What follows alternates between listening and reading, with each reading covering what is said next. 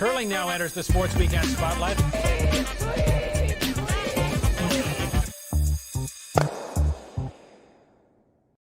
Could there have been a more dramatic day yesterday, Call setting up a must-win situation for Canada against the Italian second? Morning to you, Colleen.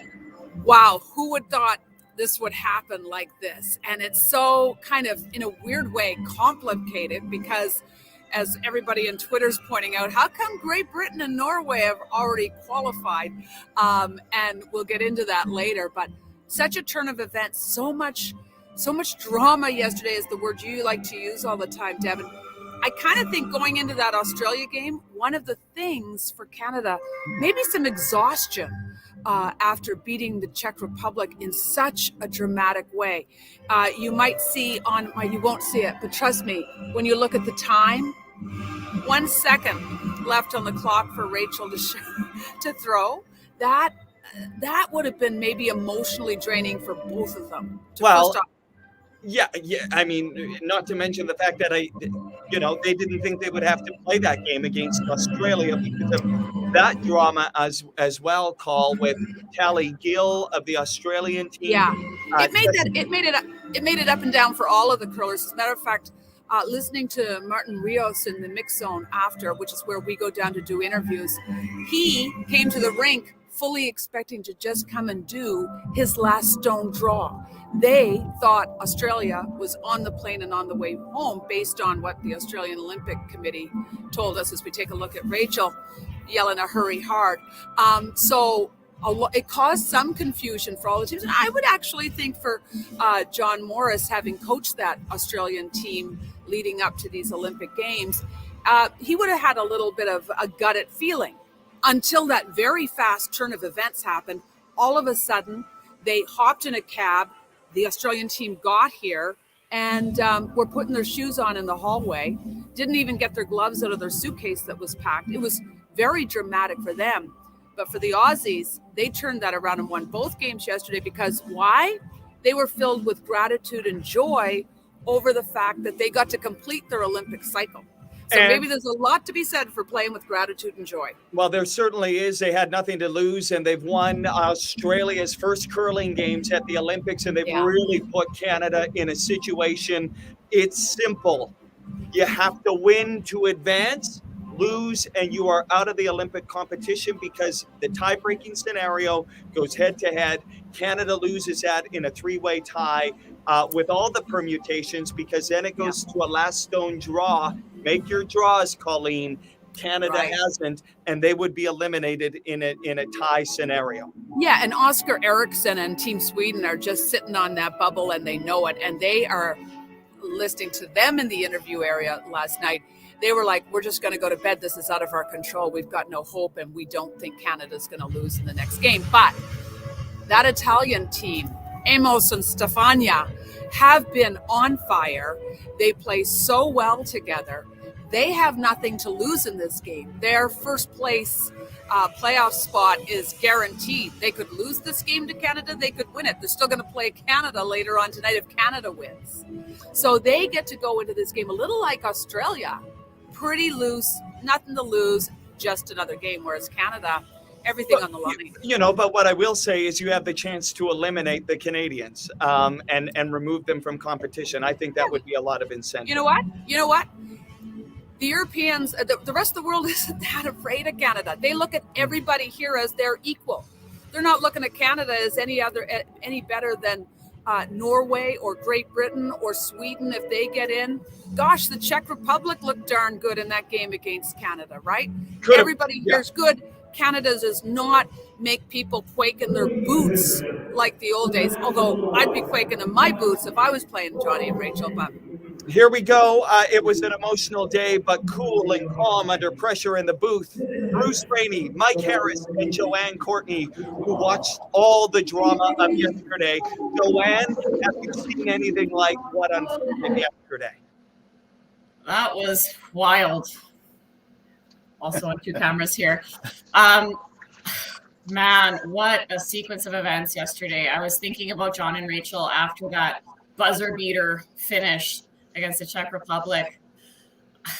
how do you come down off that emotional roller coaster, pulling that win out, winning out of the depths of defeat, and a couple hours later having to hop back on the ice and do it all again, and coming up against this hot Australia team. And as you mentioned, Colleen, just that they seem so loose and free out there, especially in the first half. And it just felt for Canada, because roller coaster, as we call it, is just so tough to manage. And I mean, credit to John and Rachel, they fought back and they almost won it in the extra there. So they just need to focus on this one game in hand.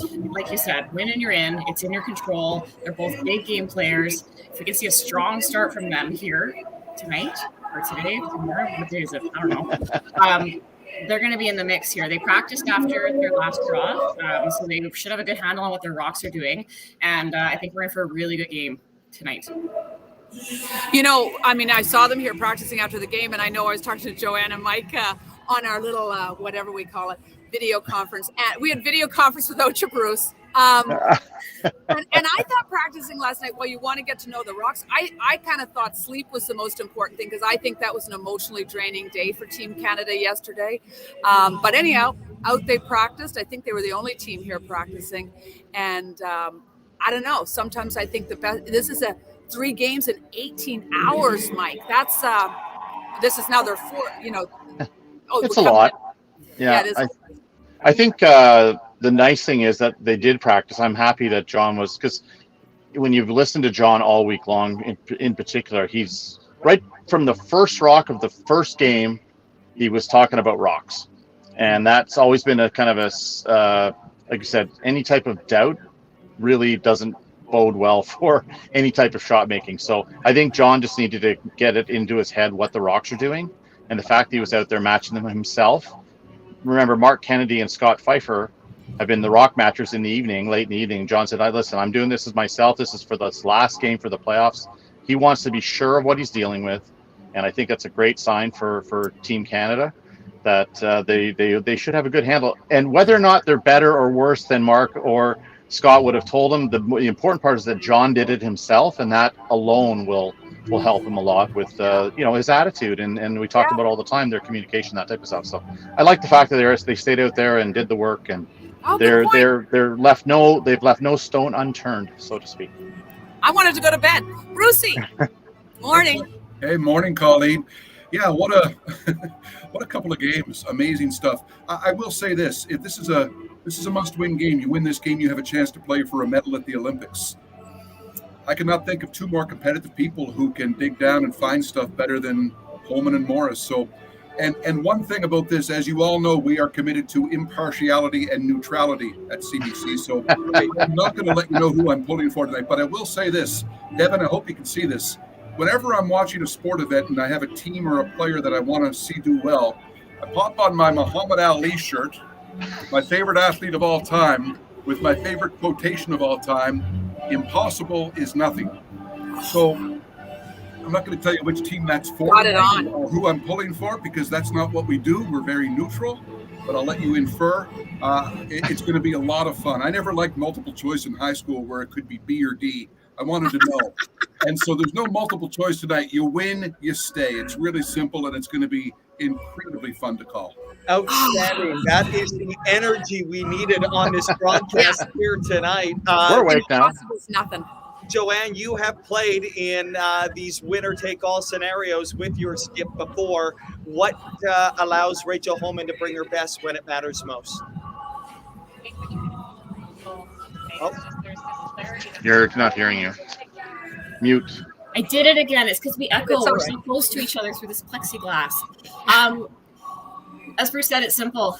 Win and you're in. So when your back's against the wall and it's all you have to do is put all your focus onto that one rock at a time, one end at a time. And as we discussed with Rachel frequently, is she has those blinders, that laser focus. So there's no more questions. There's no more issues of what's left in the rest of the week. They just need to show up and like I said, have a strong start and just keep all of their focus on the process, on the moment that they're in, not thinking about results and just giving it 100% of their effort on everything that they have. I've seen Rachel just react so calm and cool under those moments. There was a Scotties final. She had hit like a whisper of a rock to make a double to force an extra. And just the chaos and noise around her was just like it wasn't even there because she was so invested in that moment. And I know she'll do that because she has so much pride in wearing the maple leaf, and she'll do it for herself, her teammate, her family, her supporters, and the country. So I'm really excited to watch tonight. Yeah, and John's a beast. I mean, what hasn't he won? So trying to win a third Olympic medal, when he wants to play. And he always wants to play. You know, Colleen, Mike and I for I guess 14 years have done CBC curling broadcasts, and I bet you he has said at least double-digit times, John Morris is not going to let his team lose today when he gets that eye of the tiger. And so let's hope John. Wait, we can't hope. We're neutral. John could have one of those nights tonight, and that would be a great thing for Canada, should he? Well, I think to the point, Bruce, is that he's able to will himself to make shots, whether or not he did it in that last shot he made in the 8th end against the Czechs. If John doesn't make his last shot in that end, the game is over. And he hadn't made anything for 2 ends or 3 ends, and he just made the most impressive shot that gave Canada a chance to then get shot stolen and win that game against the Czechs. And he just has that knack of doing big things at the right time. So there's not been a bigger moment in his career, though, than this game, I would say. I mean, yes, he's won 2 Olympic gold medals, but the moment is now. And John, he's going to have to summon up all of those past memories and experiences to be his best. Because, to be frank, in those games that they've lost, they're losing that battle up the middle. Dean Hewitt played much better than John did in the first half of that game against Australia, and that was really got them into some trouble. Dean was amazing. Yes, he played fantastic, but John kind of helped him a little in that sense too. So I'd like to see. We always talk about he does that great fifth end interview. Yeah, we're gonna have a better second half. Let's have a good first half. I mean, let's try that. If you're cheering for Canada, let's try to cheer for a good first half and see if they can't get ahead of this team from Italy. And that won't be easy. He didn't come over for his pep speech. I'll be looking to see if they've got that eye of the tiger from that and the communication. I just thought I know it's easy to sound stressed when you're down 4-0, but mixed doubles is a slippery game where patience and the comeback ability. Listen, 7-0, they win an extra end, right? That's mixed doubles right there. All right, guys, we're going to get going because we're talking to great show. We're talking to Ben Hebert, who knows a lot about. Hey, Steph Labbé, how about that? Awesome. And have a great show. Awesome. Thanks, guys. Let's keep it moving. Cognizant of the clock, and we'll bring in Ben Hebert, who, of course, knows what it's like to win at the highest level with John. Benny, great to see you. This is it. This is big time. Give us some thoughts. Yeah, I mean, cheering as a Canadian curling fan, and obviously wanting to see 2 of my good friends do well there. Been a teammate of John Morris's for a long time, and obviously a good friend of Rachel's. They've had a grind of a week. I'd say highs and lows, but they're right where you want to be. 3 sudden death games to win the whole tournament, and I don't know if there's any other 2 players I'd want out there representing Canada than John and Rachel. I will say this is a big pressure game, probably more pressure than John and Rachel have ever felt, just due to the circumstance of being chosen, right? I was lucky enough to win the Olympics in 2010, and then unfortunately we lost in 2018. But guess what? We won those Olympic trials. We were the best team in Canada. We earned the right to go. So obviously, when you get chosen, not everyone probably thinks about this, but certainly having that target on your back of, maybe possibly there was some controversy of who was chosen and reasons why. They want to show to everybody curling Canada that they were the right choice, and to have that extra pressure on you on top of what the Olympics brings, I think is a lot. But if I had to pick 2 people in the whole entire world, not just Canada, they're my 2 horses all day long. So I'm looking forward to a good game tonight from John and Rachel. You did just mention the elephant in the room. Talk about that pressure, though, because certainly in Korea 4 years ago, we saw definitely the pressure in that come with sliding over those rings and wearing Canada on your chest and back. Yeah, I mean, I've said it before. I've been on this show before and said, it's not a guarantee Canada's going to win medals anymore. These world teams are strong. and they've obviously put in a lot of time and a lot of training, and they run their programs a little different than we do, right? So, Canada still is the top curling nation in the world, for my money. We have the most depth. We probably have the most best players, but at the same time, these top teams in Europe and all across the world are amazing, and we got to keep our foot on the gas and play great if we want to continue to win. So pressure's always there when you go as Canada. If it wasn't pressure, that probably means you're not expected to win, and I don't want to be in those shoes either. So I think John and Rachel like where they're at right now. Benny, how much does experience count in these big pressure pack games? Italy has never won at the highest level on the international stage. Now the pressure ramps up. John and Rachel have. How much does that add to an advantage right now? Yeah, certainly. I think, being there before and knowing what it takes to win is certainly a good place. And then no one knows it better than John, especially at the Olympic Games, men's and mixed doubles. And, I don't know too much about the Italy team. I haven't even seen a game they've played this week, but I've played against their skip, or I think he's the third for the men's team. Played him at a couple Olympics. He's the monster, right? The big guy. Yep. Yeah. So he's a great player. He can throw bombs and he's a crazy sweeper. So obviously he's putting it together this week if they're 8-0.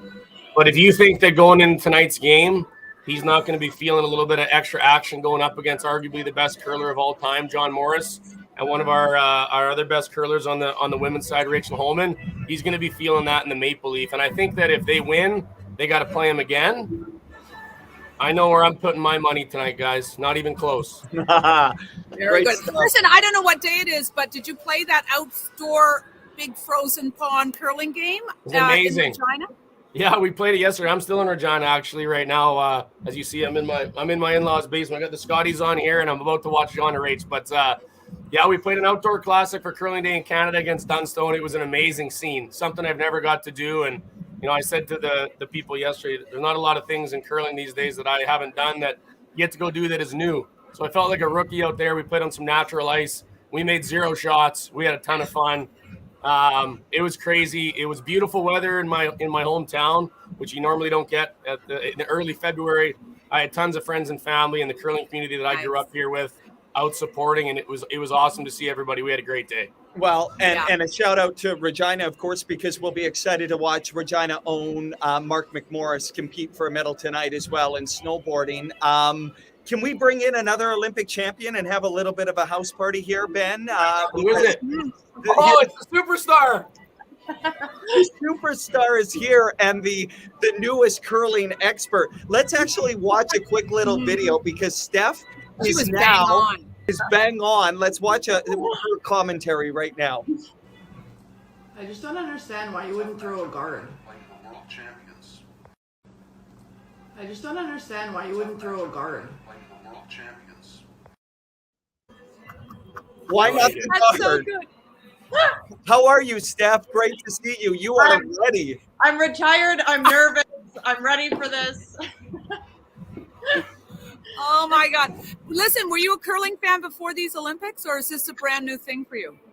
I'm going to be fully transparent. My parents watched curling, and growing up, I remember it was always on the TV, and I didn't give it the time of day. And, I was always thinking like, oh, that's, my parents are watching this. I can't be watching this. This is boring.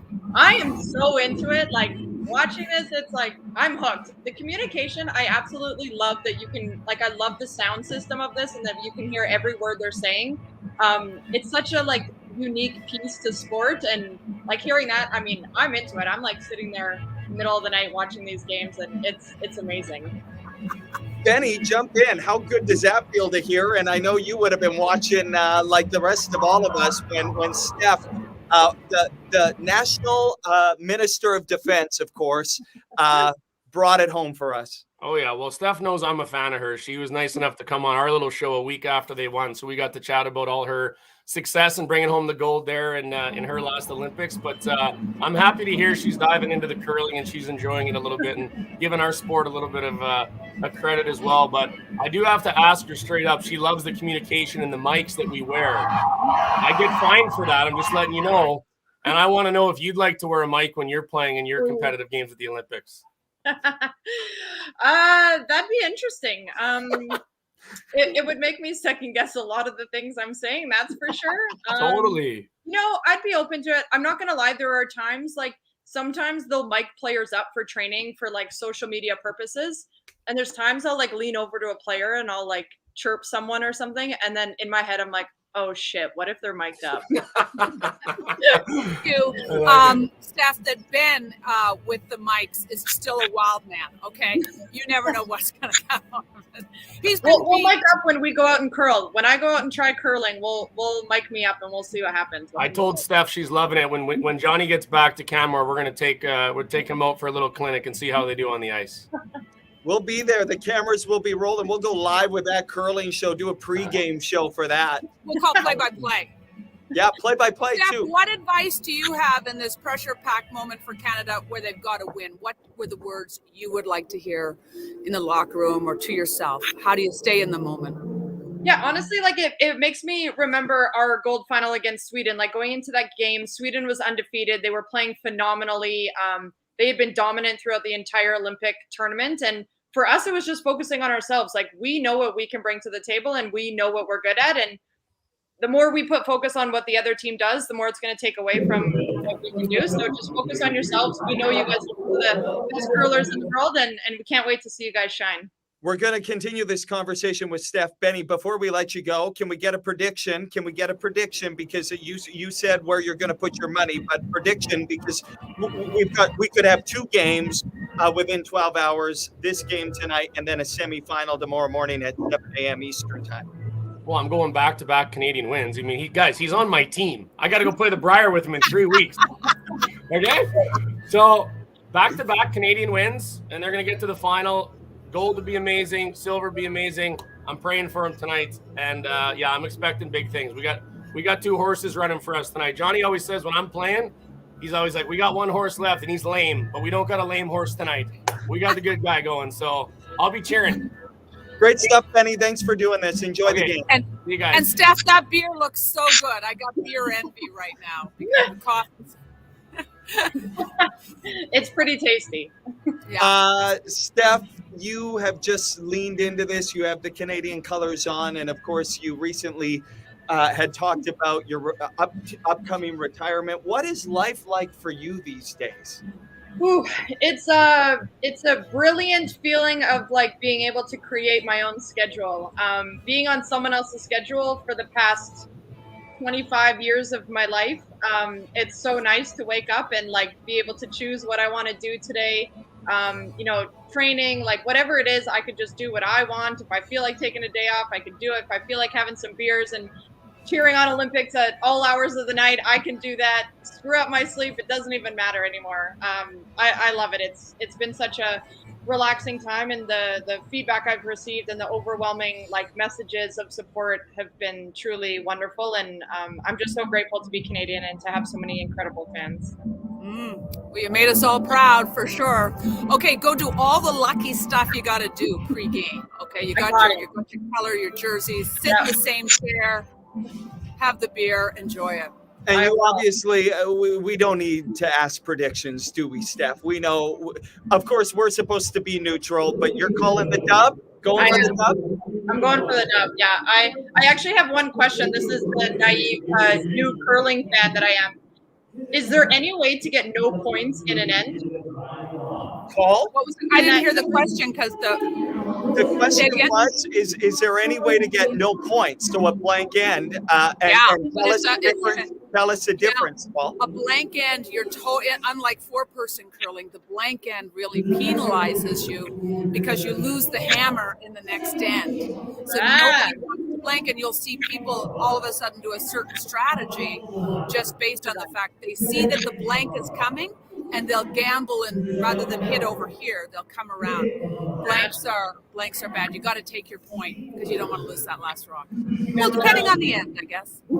And Steph, I know you're going to be on Twitter following along. Fire the questions, fire the tweets, and get everyone fired up. Listen, you provided this country a memory to last a lifetime, and we are so grateful for you. I know people are still clamoring about that win. Grateful for you and all you've done, and will continue to do. Say hi to Georgia. Enjoy the game tonight. Thank you so much. Go Canada! Go Canada. And Devin, when you say we're going to remember it for a lifetime, I don't even remember what happened yesterday. I don't even remember what happened an hour ago. So I'm here to remind you, Call, the Canadian women's soccer team are Olympic champions and nobody can take it away from them. We are counting down to game time, about 30 minutes away from first rocks flying in this pivotal game. And now we're going to the house party in Ottawa because Earl Morris and the family are getting fired up and they are ready to go. And we will bring Earl. Just yell. Yeah, There he comes. Oh, Canadian there he flag. is. Earl, you gone. What a great show!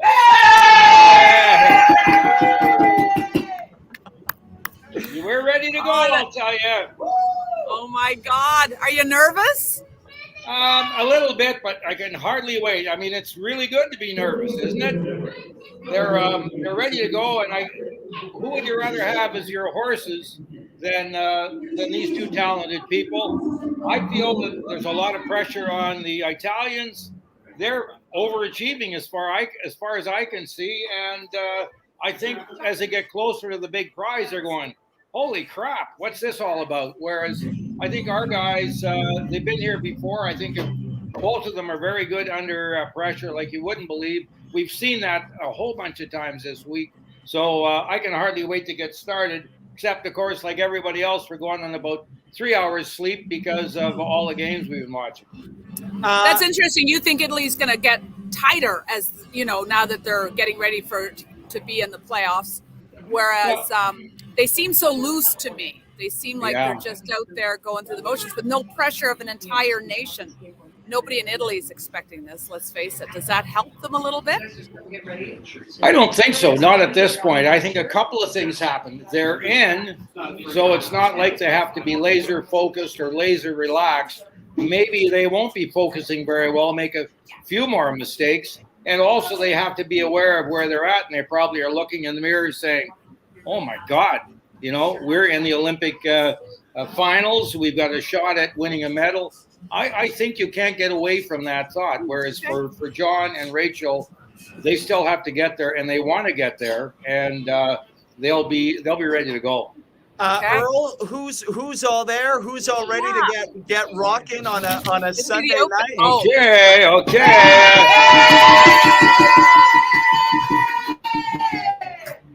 Okay. Wow. So we got a couple of Johnny's buds and all the rest of the folks. And sorry, I got 3 or 4 friends here, as well as his 2 sisters and their husbands and some of our grandkids. So we're ready to go. Oh my God, that's such a great shot. Okay, are there superstitions throughout the game? Johnny! Go ahead. Johnny, you say no! Johnny, no! No! When I say Rachel, you say no! Rachel! No! Rachel!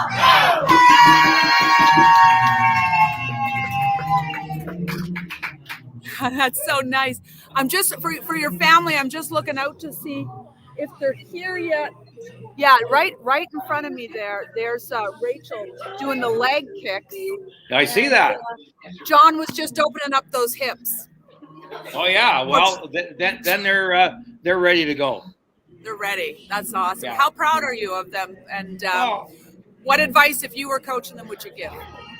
Well, I mean, when you've got such great athletes like that, I think your role is basically be a cheerleader and stay out of the way. But if I was going to say something, if they said, Dad, give us some words of wisdom, I'd probably say some stuff like, think clearly, hold together, and believe in yourselves. It's that simple. If they follow that kind of formula and play like they normally do, we're in good shape. And, of course, we need 2 here in a row because then, as Benny said, you get to the gold medal game. Hey, Emma. Look at those cute grandkids. This is I Emmett like and your Jack. shirt. Yeah. They're Nice. good athletes already and curling fans, and in fact, they're great soccer. They're great soccer fans, so they weren't listening to what Steph had to say, but they would pretty a year or 2 from now, that's for sure. Oh, wow! We've got the next generation Earl, of Morrises coming up. Earl, you were at your grandson's hockey game right before this. How did that go? Well, where is he? Colton, come on over here. We were at his hockey game, and it was a battle, but they lost 2-0. But it was a great game. Awesome. He's a house leaguer and really good at what he does. Nice. Well, so good that you joined us today. I hope you're. How were your nerves against, first off, that Czech Republic game that went down to the final second, and then following that, the Australian game? How were your nerves through the day? Unbelievable against the Czechs, because we pulled a rabbit out of the hat. Amazing.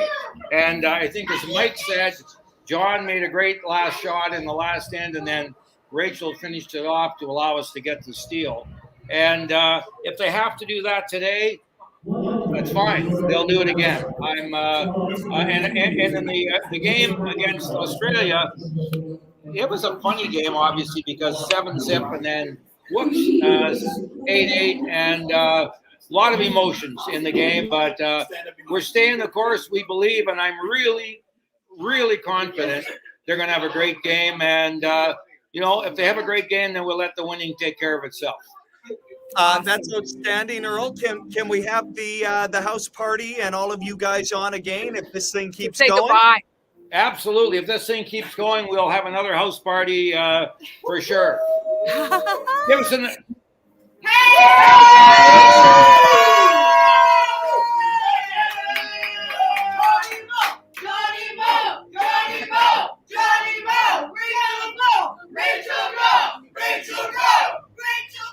Nice. Awesome. Nice. Thanks for joining us, Earl. Thanks, guys. Enjoy the game. Okay. See you later, Earl. Thank Bye you. for now. I now want a slice of that cake, Devin, and I want Steph's beer.